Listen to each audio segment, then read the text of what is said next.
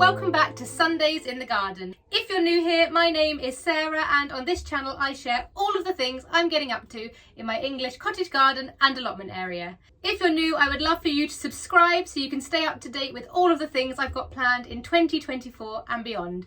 In today's video, I'm going to share with you my top gardening jobs for the month of June. Job number 1, seeds to sow in June. If you haven't already, it's your last chance now to sow some pumpkin seeds or pick up some plugs in your local plant nursery.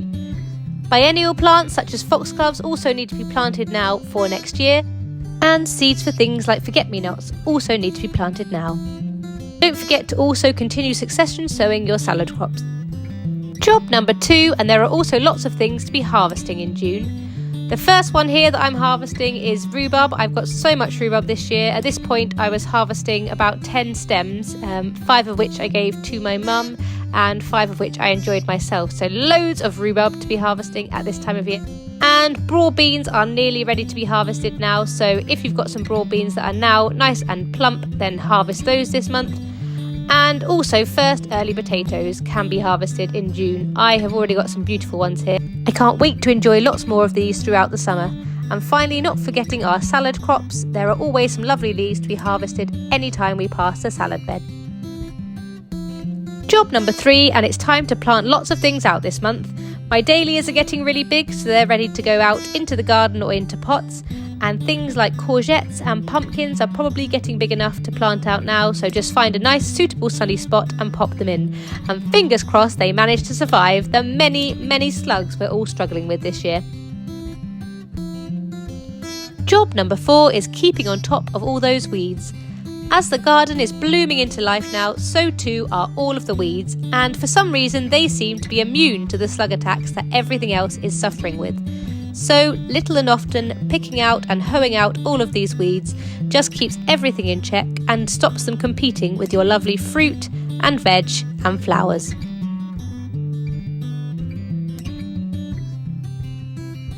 Job number 5 is to protect your fruit and veg from anything that may impact your harvest this year. So here I am netting my strawberries, mainly to protect them from the birds, and that's the same for all of my fruit bushes and plants.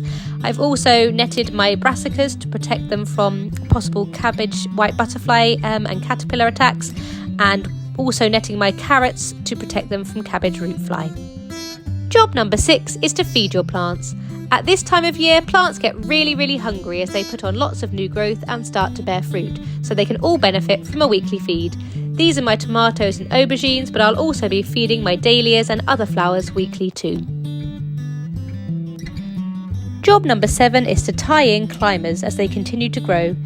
Here I'm tying in my climbing rose, but peas, beans, clematis and other climbing plants can all benefit from being tied in at this time of year.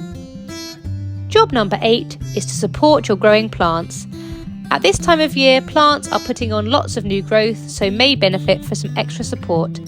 Here I'm supporting my broad beans, but I'll also be supporting my tomatoes and aubergines, and plants like dahlias and crocosmia can all benefit from extra support at this time of year. Job number 9 is to pinch out for bushier plants. Plants such as this cosmos here really benefit from being pinched out early in the season, which promotes more side shoots and in turn more flowers later in the season. Job number 10 is to water.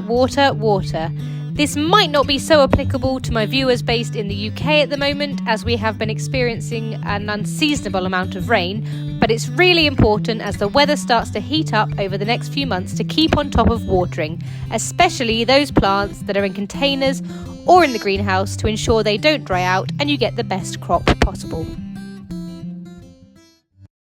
And last, but by no means least, take time this month to just sit back, relax and appreciate all you've achieved in your gardens and allotments so far this year.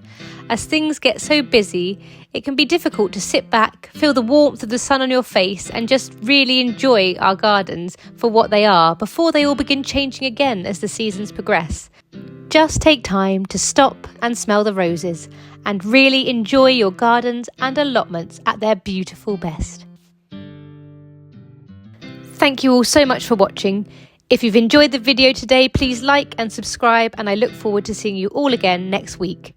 Have a wonderful, wonderful week in your gardens.